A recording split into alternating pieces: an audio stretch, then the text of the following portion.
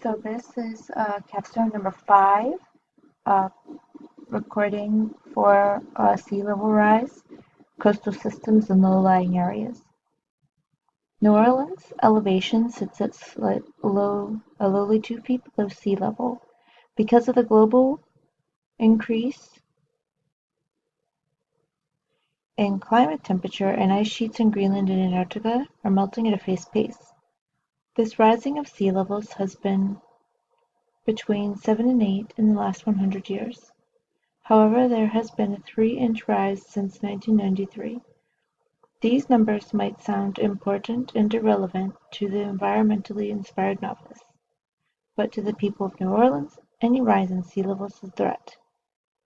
This is due to the fact the rate of sediment deposit in the Mississippi Delta cannot keep up with the rising sea levels.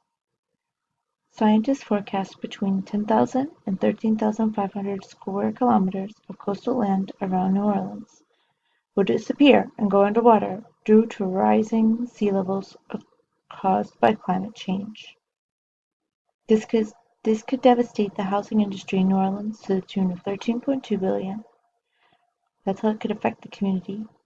Not only could this multi-billion-dollar industry come crashing down, also the restaurant, entertainment, and tourist industries would go along with it.